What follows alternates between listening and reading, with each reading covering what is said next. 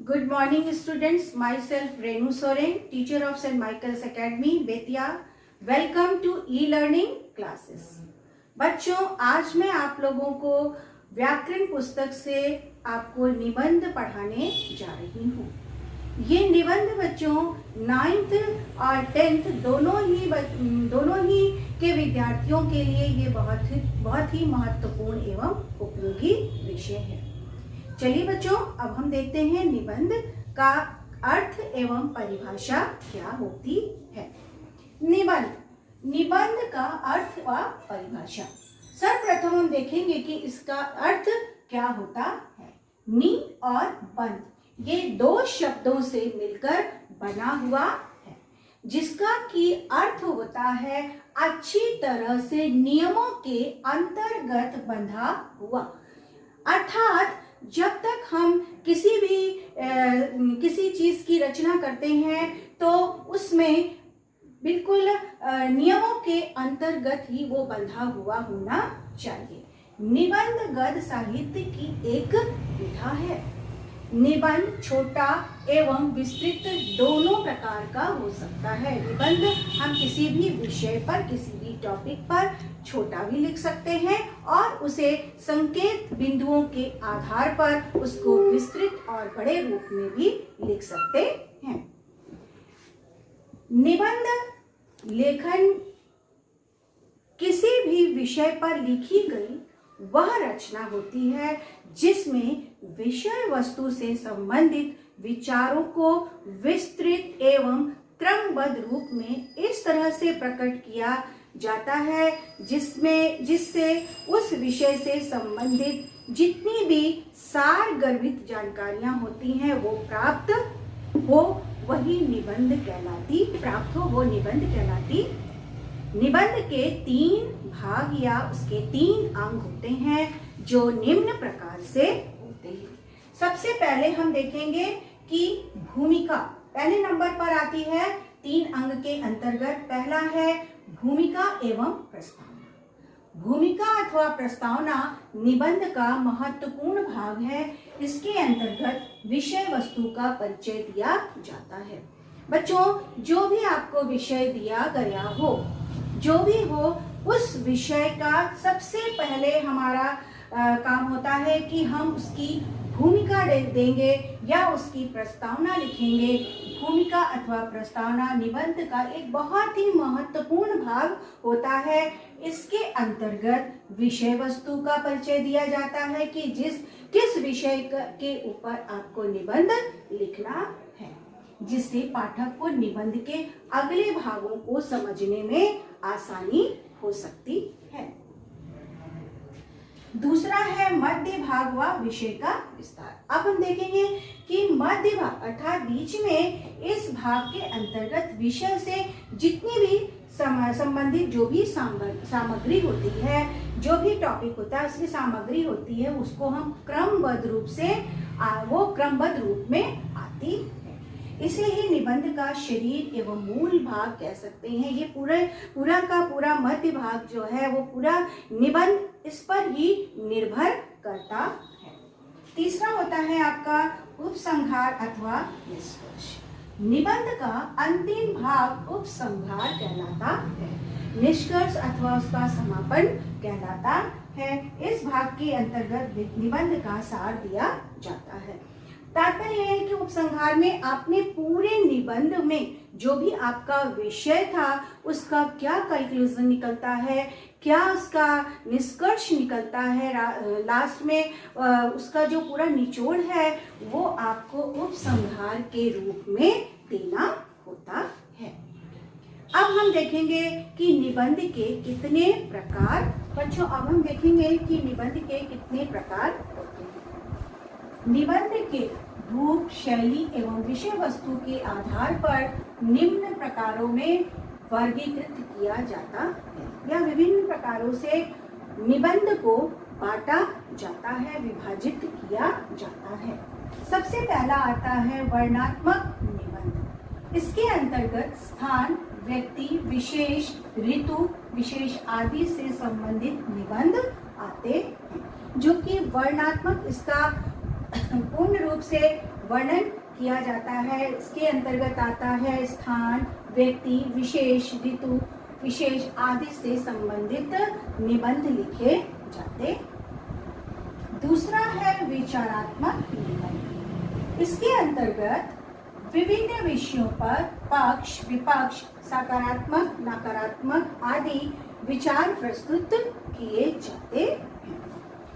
विचारात्मक निबंध के अंतर्गत क्या आता है बच्चों? इसके अंतर्गत विभिन्न विषयों, जो भी विषय दिया जाता है, जो भी टॉपिक होता है, उन विषयों पर उसके पक्ष में और उसके विपक्ष में उसका सकारात्मक और नकारात्मक आदि विचार, जो भी विचार होते हैं उसको प्रस्तुत किए जाते हैं।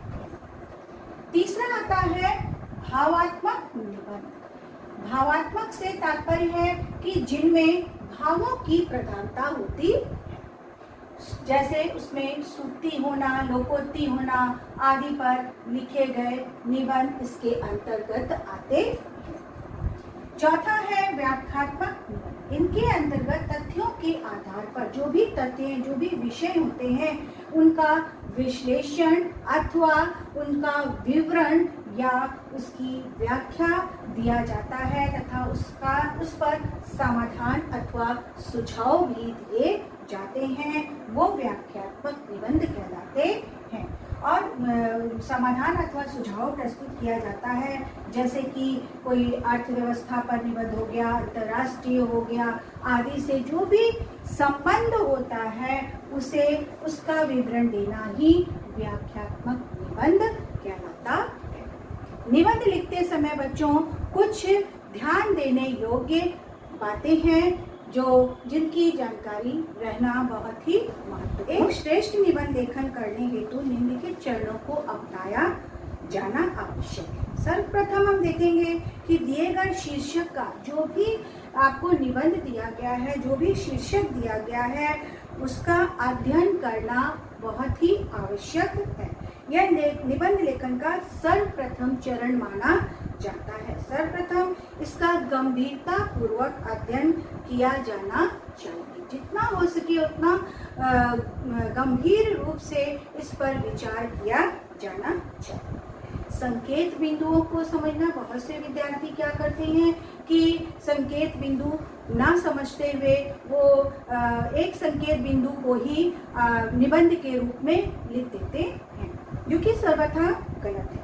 परीक्षा में पूछे गए निबंध से संबंधित संकेत बिंदुओं का ध्यानपूर्वक अध्ययन करके उनका उचित प्रयोग निबंध में करना चाहिए।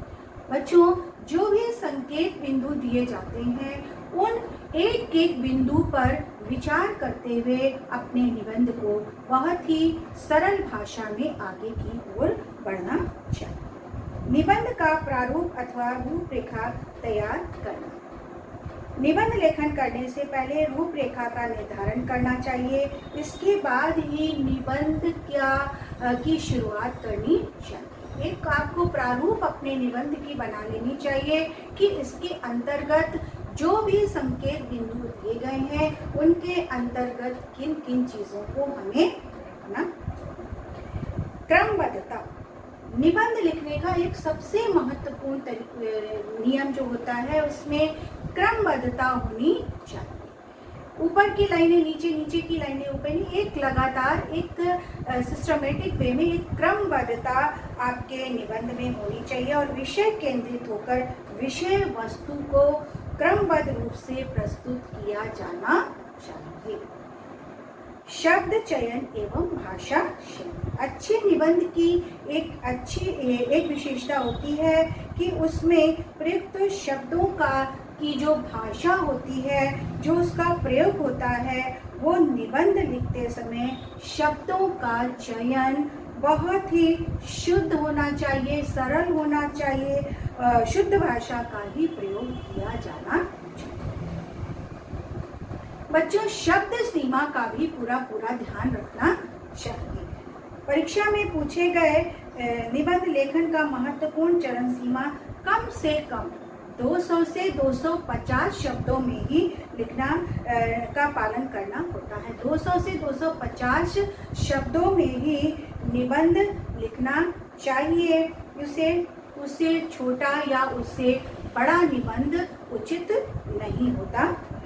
मुहावरे एवं सूक्तियों का प्रयोग, मुहावरे, सूक्तियों एवं महापुरुषों के कथनों का प्रयोग आवश्यकता अनुसार ही निबंध में देना चाहिए।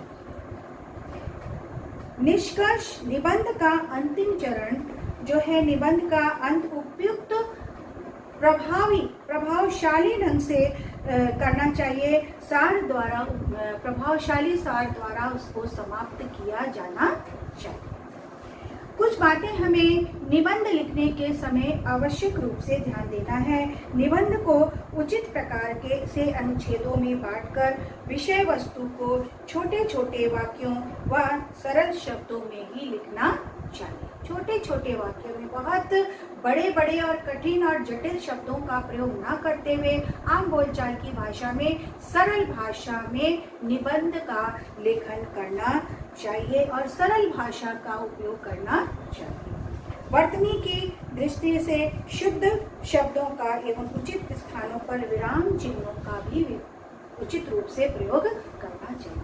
ठहर ठहर कर विराम चिन्हों का नियम, व्याकरण के जितने भी व्याकरणिक नियम हैं, उन नियमों के अंतर्गत उसी क्रमबद्धता में अपने निबंध का लेखन करना चाहिए।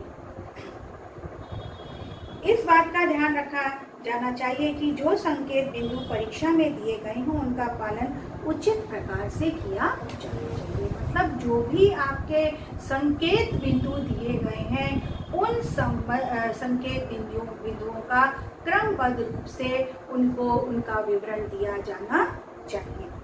निबंध लेखन में लंबी कहानी एवं विवरण से बचना चाहिए। लंबी लंबी बातों से, लंबी लंबी विवरणात्मक चीजों से बचना चाहिए। अधिक लंबे वाक्यों का प्रयोग नहीं करना चाहिए।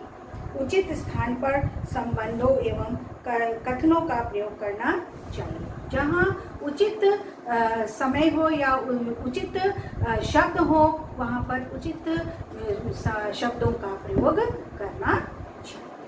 चलिए बच्चों, अब मैं निबंध से संबंधित आपको कुछ होमवर्क देना चाहती हूँ, जिसे कि आप अपने स्कूल की कॉपी में करेंगे, फेयर कॉपी में कुछ निबंध लिखें। ये आपका होमवर्क है। ये एक उदाहरण के मैं दे रही हूँ आपको, लोकतंत्र में पत्रकारों का दायित्व। एक निबंध है, लोकतंत्र में पत्रकारों का दायित्व। इसका संकेत बिंदु या विचार बिंदु है। पहला है, लोकतंत्र में जन जागरण आवश्यक, पत्रकार सूचना का दूत। दूसरा पॉइंट है, पत्रकार लोकहित को समर्पित, अस्वस्थ पत्रकारिता राजनीतिक विवेक जागृत करना। बच्चों, ये एक निबंध हुआ और ये उसके क्या हो गए, संकेत बिंदु या विचार बिंदु। दूसरा निबंध है, बढ़ती जनसंख्या एक भयानक समस्या। इसका विचार बिंदु या संकेत बिंदु हो गई, भूमिका हो गई। सबसे सर्वप्रथम आप देंगे भूमिका, भारत की जनसंख्या वृद्धि के कारण, उसका दुष्परिणाम और समाधान। इसी प्रकार से आप 5 निबंधों को अपने फेयर कॉपी में लिखेंगे।